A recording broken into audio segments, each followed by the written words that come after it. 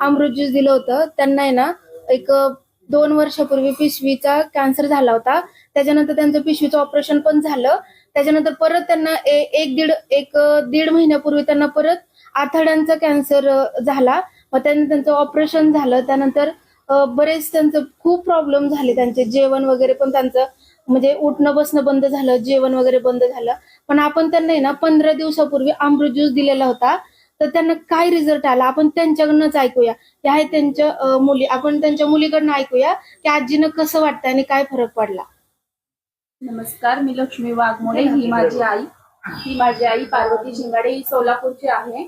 1 महिन्यापूर्वी तिचा आतड्यांमध्ये एवढा कॅन्सर स्प्रेड झाला की तिची संडास पण बंद झाली आणि जेवण पण बंद झालं. डॉक्टरांनी काहीच गॅरंटी दिली नव्हती की आम्ही आतड्यांमधला कॅन्सर पूर्ण काढू शकणार नाही, फक्त ब्लॉक झालेली आतडीच आम्ही तेवढं काढून त्यांचे संडास चालू करू. पण ऐनवेळी ऑपरेशनच्या वेळेस पण सरांनी सांगितलं की संडास पण नेहमीच्या ठिकाणी होणार नाही, ते पण त्यांना स्टोमा बॅग लावावी लागेल. आम्ही तोही डिसिजन घेतला. ऑपरेशन नंतर 15 दिवसांनी आम्हाला अमृत ज्यूस, रियांश अमृत ज्यूसची माहिती मिळाली शीतल बटगर यांच्याकडून. तर मी तो ज्यूस चालू केला आईसाठी. 8 दिवसात आईचं जेवण चतकोर भाकरीवरून, अगदी ती ऑपरेशनच्या वेळेपर्यंत 2 चमचे नारळ पाण्यावर होती, पण ऑपरेशन नंतर आणि रियांश ज्यूस घेतल्यानंतर 8 दिवसाच्या आत तिचं 1 भाकरीवर जेवण आलं. आणि जेवणानंतर पण ती व्यवस्थित उठणं फिरणं, तिची संडास क्लिअर झाली.